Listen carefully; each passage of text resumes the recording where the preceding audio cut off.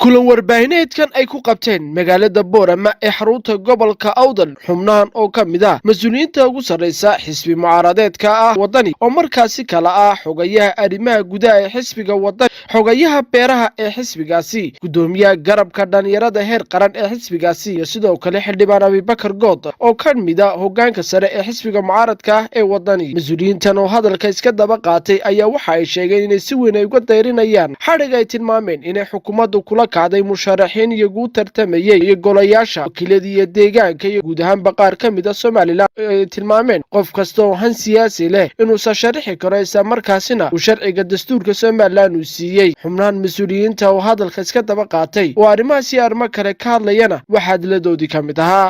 waxa weeye waxyaalaha aan ku faano oo Soomaaliland ku soo caanmaashay baa jirta dimuqraadiyadda waxa weeyaan qofku inuu xor u yahay inuu wax doorto lana doorto waxaana siinaya qodob dastuuriya xeerasha dalka oo dhan baa bixinaya waxa se dhacday oo na hore u dhicin madaxweynayaashii hore ee soo maray dalka ama cigaal ha noqdo ama rayaal ha noqdo ama siiraanya ha noqdo nin murashaxa oo hanle oo doonaya inuu tartamo xilalka dimuqraadiyadda iyo sharcigu jideeyeen inuu u tartamo doonayo la leeyahay ma tartami kartid waa burburinaysa dimuqraadiyadda Soomaaliland wali wax ka dhacayna maaha in la yiraahdo malihid xaq malihid oo xarig loogu hanjabo oo la xidho oo odayaashii ama shaacinta ka qayb qaatay ama taageersana ama dadkii taageerayay jeelasha ku jiraan maanta gobolka Awdal taa waxaan leenahay si degdega dadka ku hawlanay ha uga noqdaan waa qodob Soomaaliland samcadeeda wax yeelaya waa qodob aanan hore uga jirin waa wax uguba oo xun oo raad xun reebaya waxaan leenahay dadka la xidhiidhayo ee la leeyahay isma sharixi kartid inana wax meel wax loo dul qaadan kara aan ahayn maanta waxaan halkan xisbi ahaan na soo fadhiisay waxa weeye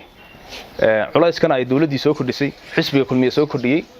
ee ah in musharaxiintii xisbiyada laga sharaxay mucaaradka ah in laga daba tago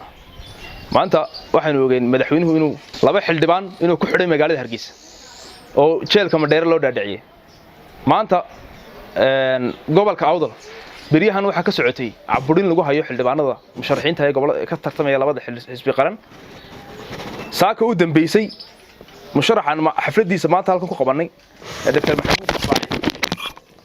Dr. Maxamuud Ismaaciil ayaa 6 aroonnimo loo soo diray ciidan anagu waxaan ku tartamaynaa waxa weeye shacabka codkiisa waxaan ku tartamaynaa dimuqraadiyad baan ku tartamaynaa xisbiga wadani ku tartamaya xisbiyada mucaaradku waxay ku tartamayaan codka shacabka iyo kaadharkooda ku tartamayaan laakiin dawladdu waxay ku tartamaysaa ay xisbiga kulmiye caburin ay ku hariyaan musharaxiinta hal doorka ah ee gobolada dalka soo jeeda cod dheer iyo cod gaaban ku sheeganaa inay arrinkaasi tahay arrin ka soo horjeeda xuquuqda aadanaha adduunka dastuurka Soomaaliland diinteena islaamka iyo dhaqankeena suubanee Soomaalida kullay maanta halka waxaan u fadhinaa inaanu ka hadalno arrinta taagan ee ah caburinta iyo cagajugleynta lagu hayo dadka damaca leh ee damacu kaga jiro doorashooyinkan isku sidkan ee nagu soo socda dabcan waxaynu xisbiyada u samaysanay waa in dadku ay ku soo bandhigaan damacooga kana tartamaan si ay uga fuulaan salaanka siyaasadeed ee golayaasha dimuqraadiyad ahaana waa waxyaabaha ku soo hana qaaday waddankeenu dabcan qofka murashaxa marka hore waxa soo xulanaya taageerayaashiisa shacabka bulshadu ka soo dhaxbaxaya isaga xaq u leh marka xisbiga uu iska sharaxayo saddexda xisbi qaran kii uu ku qanco xaq buu leeyahay qofku inuu tago xisbiyaduna inay bulshada kasbadaan oo ay wax qabad iyo dad la socod iyo hoggaan wanaagsan ku kasbadaan ayay tahay xaqiiqdu ee ma aha in caburin iyo cagajugleyn iyo halka iskama sharixi kartay hadda halka iska sharix weydo waan ku xidhayaa bulsho laguma kasban karo marka waxaanu halkan maanta baaq wadireynaa cid kastoo ku lug leh arrintaasi inay ka waantowdo dadkan aan xuquuqdooda dastuuriga la duudsiin qofku xaq buu leeyahay inuu wax doorto lana doorto deynoo dimuqraadiyad ahaan ku faanayna oo beesha caalamka ka iibinayna inta haddii maanta dadkii hanka lahaa ee halyeeyada ahaa ee bulshada wax ka bedeli lahaa la caburiyo macnaheedu waxa weeyaan in يعني dadka la xulayo lafteedu ay noqdaan dad si kala lagu keeno ee ayna noqon dad damacooga iyo doorashada bulshada ku yimaada aanay ahayn marka waxaan leenahay dadku damacooga ha loo daayo doorashada bulshada ha loo daayo hana lagu tartamo kasbashada bulshada ee wax qabadka iyo kalsoonida lagu kasbanayo dawladuna maanta iyada midida daabkeeda haysa fadlan ha ka dayso caga jugleynta iyo caburinta ay ku hayaan dhalinyarada hankale tartan badan kadib xisbiga kulmiye markii lagaga guuleystay inuu hanto haldoorka gobolada ka soo jeeda 6 gobolba oo ay noqotay caqabaduna taa maanta dalka ku hogaaminayay heerka ay gaarsiisay oo looga tagay hoggaan xumada dartii reer kasta ama cid kasto cid soo xulaysaana ay kulmiye iska ilaalisay si ninka ay wata uga fayoowaado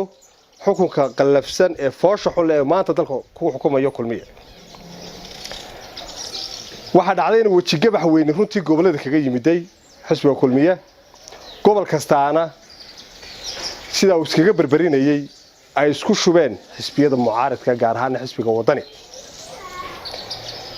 hadaba markii ay taasi dhacday ay ogaadeen inaanay awood ku lahayn 6 gobol maanta xildhibaanada ay uga soo baxayaan aanay rajo badan ku qabin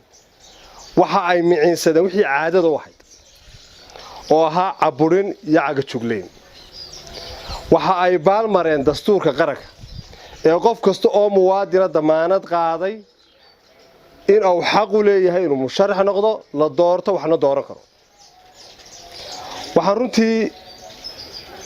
aan hore u ogeyn in Hargeysa ka dhacday 2 musharax oo la soo xulay in lagu xiray sifa sharci daraan ay maanta ugu jiraan jeelka Mandheera waxa ku xigta oo ka bilaabantay Boorama 19 bisha inay rag raaceen wadadii taa Hargeysa hore loo raacay oo ay isbideen wax aanay ahayn oo ay rag qaar odayaashoodii xidhxidheen oo ay saldhigyada ugu jireen muddo waxa ku xigtay oo haddana wadadii maray ragii qaar kamida oo iyaguna gruub la midowna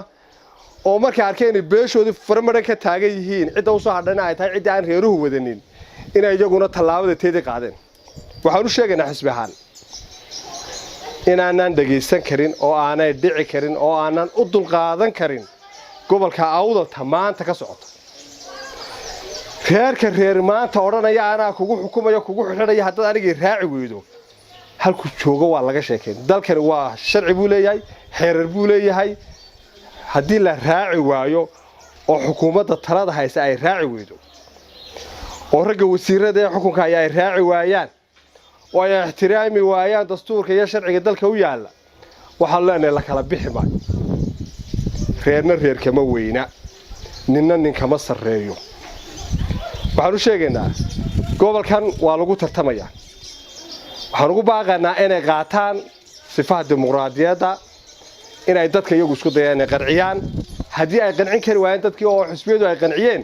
waana deer dadku waa xor shalay bay kaaga tageen taa gobolka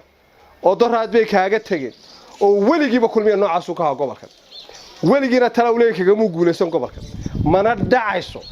aqbalina mayno suurtagalna maaha in maalin walba odayaasha la nagu horjijiito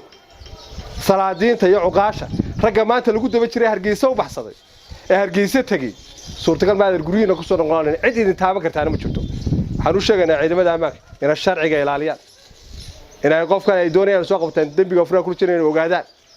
in qawaaniinta iyo dastuurka ay ku kala soconee oo maanta kulmiyo ku fadhiyo kursiga inay dhowraan haddii taa dhowri waayaan laba kala soconaysa ma jirto